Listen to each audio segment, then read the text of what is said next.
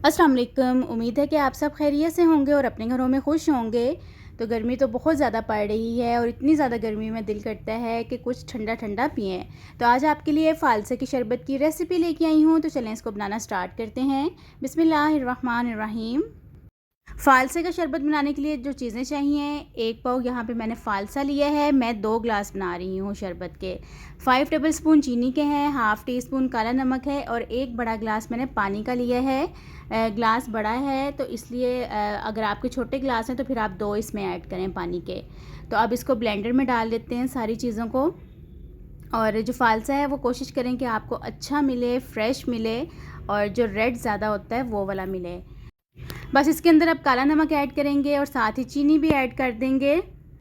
चीनी जो है वो आप अपने टेस्ट के मुताबिक डाल सकते हैं। मैंने बहुत ज़्यादा इसमें चीनी ऐड नहीं की है, लेकिन अगर आपको थोड़ा ये खट्टा लगता है तो फिर आप ज़्यादा इसमें शुगर ऐड कर दें। तो बस इसको अच्छी तरह से आप ब्लेंड करेंगे।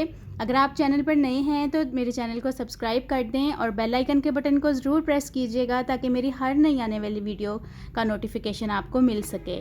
तो एक मैंने इस तरह की जाली ले ली है। अब जो हमने जूस बनाया है वो सारा इसमें डालेंगे। फिर इसको हम लोग अच्छी तरह से छान लेंगे। अगर आप इसको इस तरह नहीं करेंगे तो फिर जो इसके अंदर छोटे छोटे इसके सीड्स हैं, इसके बीज हैं, वो पीते हुए आपके मुंह में आएंगे।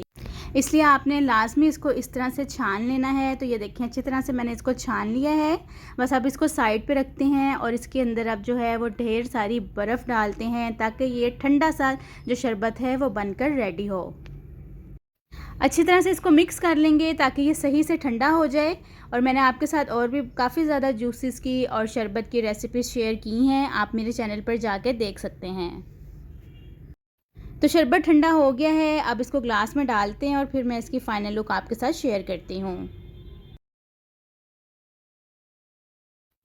तो बहुत ही मज़े का शरबत तैयार है। अगर रेसिपी अच्छी लगी है तो लाइक, शेयर एंड सब्सक्राइब करें और लाजमी एक बार आप भी इस रेसिपी को ट्राई करिएगा। तो चलें, अपना बहुत सारा ख्याल रखिएगा। आपसे फिर मुलाकात होगी। अल्लाह हाफ़िज़।